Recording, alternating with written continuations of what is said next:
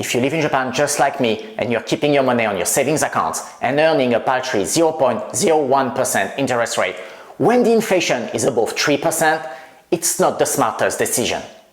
Fortunately, there are ways to invest in Japan for your retirement or any other project you may have, even if you are a foreigner, and there is nothing illegal here.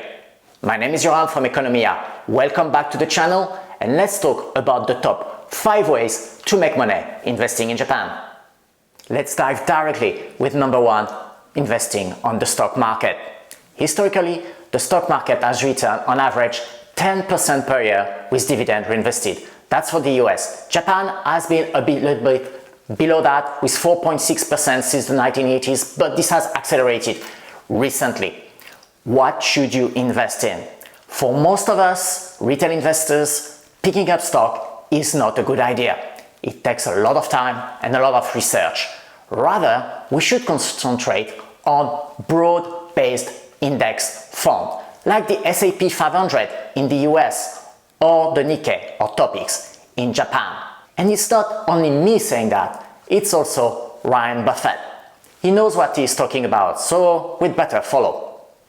What kind of them they are, you might ask. Let's use the US to start, the S&P 500, which is the king of them all. I've listed up a few of them that are USD, and rather than just index fund, I added ETFs as well. So let's have a look at this list that I just prepared for you. You have very famous VOO from Vanguard. You have SPY, you have IVV, SWPPX, and of course VTI, which is the total stock market rather than just being the S&P 500. Now let's look at Japan and the main indexes in Japan. I'm going to give you some that are quoted in USD and some quoted in Japanese yen. In Japanese yen, you have the iShares Core Nikkei 225 ETF, you can see here.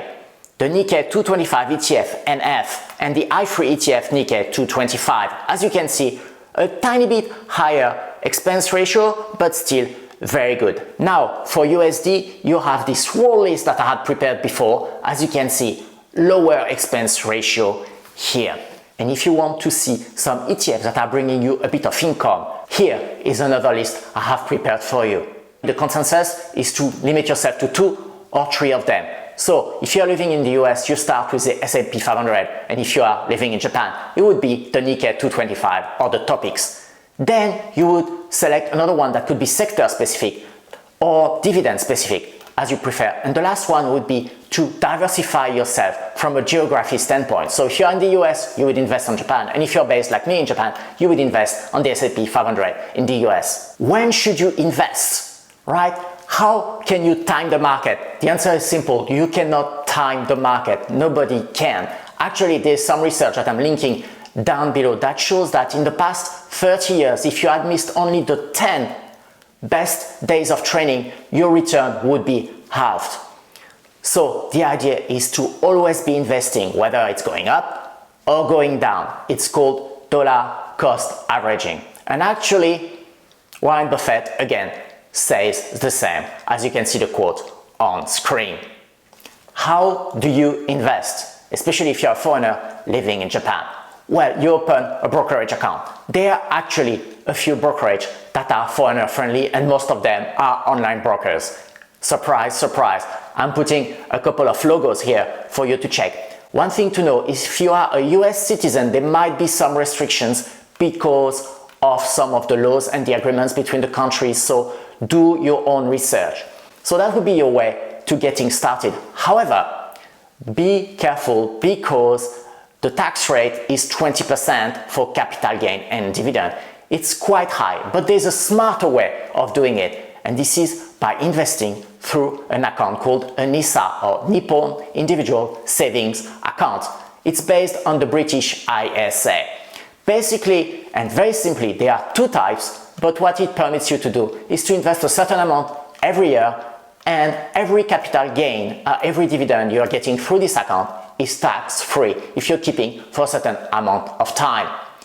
This is Bit more complicated than that, and I'll make a video about it soon, but actually the whole system would be changed in January 2024, making it even easier to use. I'm linking down below a very simple English language white paper that gives you all the details. The good thing is, if you have a valid visa, it's open to foreigners. Most financial institutions and most banks would let you open an ISA account, so that would be too bad not to try not paying too much tax on your stock investment. Number 2 is foreign currency saving accounts. The Japanese yen used to be a hot currency 30 years ago, but hasn't been the case since the end of the bubble era. Recently, with all the rate increase across the world to combat inflation, USD, Australian dollars, euro have been going up against the yen. And the main reason for that is because the BOJ, or the Bank of Japan, interest policy is to keep it negative, between minus 0.5% to plus 0.5%. So this difference in interest rate has meant that most of the money has left the Japanese yen and went to those currencies. So that's why the Japanese yen has been going down and down for the past year. And that also explains why the Japanese yen denominated savings accounts are giving you such a low interest rate when you deposit your money. Fortunately, if you have any money coming in US dollars, euro, Australian dollars, or even British pound, you get a very much and very higher interest rate.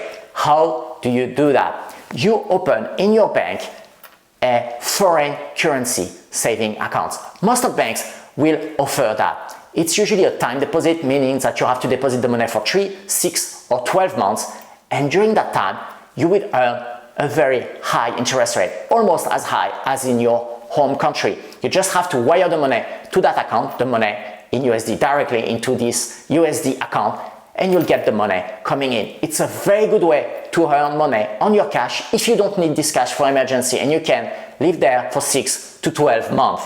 Number 3 is setting up your own company. Okay, this one requires a lot of time, a lot of efforts, a good idea, but it's worth a try. You become master of your own destiny, and it can pay back big time. You can even start as a side hustle and grow it over time. It's relatively simple to open a company in Japan.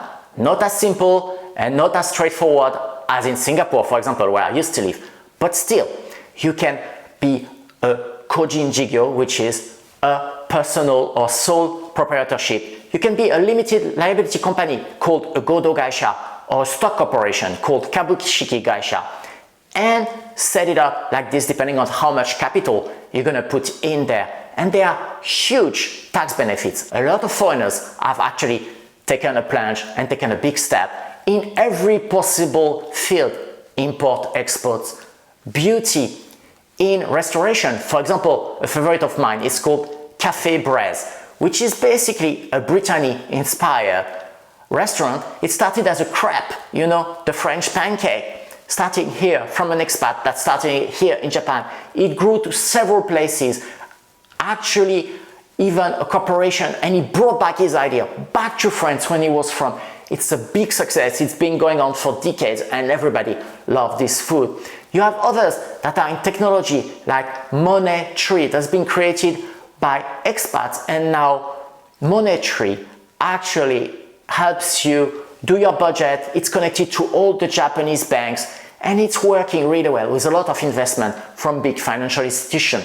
So the sky is the limit. If you have a good idea, it would make sense for you to try creating your own company. And just before we go to the last 2 tips of how to make money investing in Japan, it would mean the world to me if you could give this video a like or subscribe so you can know when I publish a new video.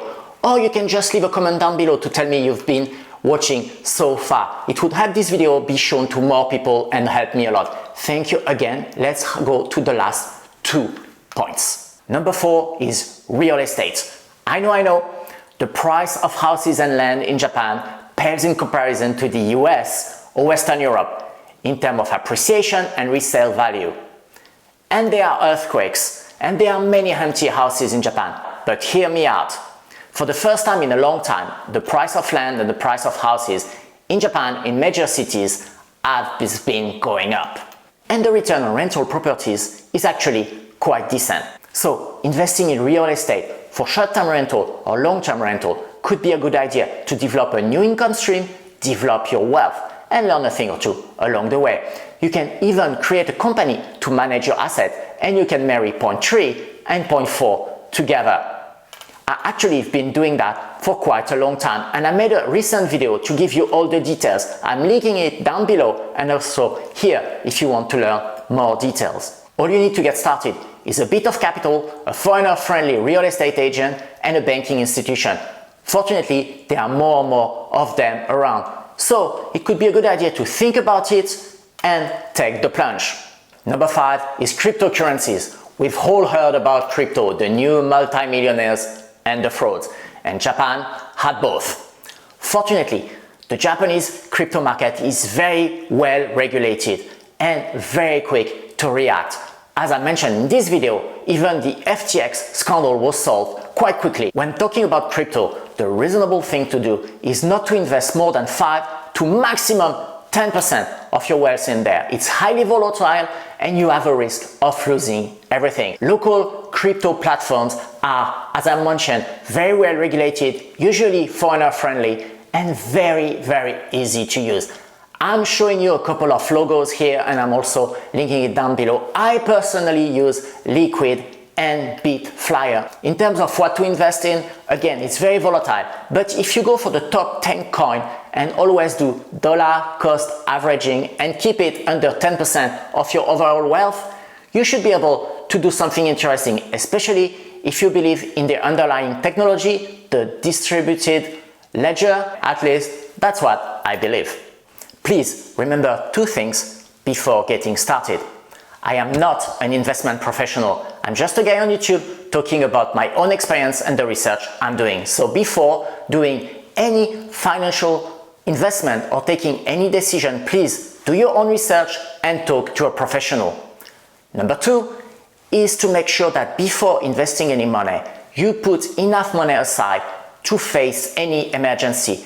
It's called an emergency fund. Usually, it's recommended to put 3 to 6 months of living expenses on the side that you never touch, so in case you were to lose your job or you were obliged to go take care of a loved one, you have enough money to see it coming. I don't wish anybody to have any family emergency or losing your job, but it's a good idea to have this money aside before doing any investment. And that money needs to be immediately available, so it's okay to park it on a very low yield saving accounts. Here you go, top 5 ways of making money investing in Japan, even if you are a foreigner. And the good thing is, it works if you are a Japanese citizen too. If you want to learn more about how to invest and build your wealth, I recommend watching this video about Baby Step Millionaires. And if you want to learn more about passive income through rental properties, I have this video that details my approach. If you like this video or learned something, please do not hesitate to give it a like, subscribe for more videos to come, and don't hesitate to leave a comment down below. Thank you so much for watching, and until next time, goodbye.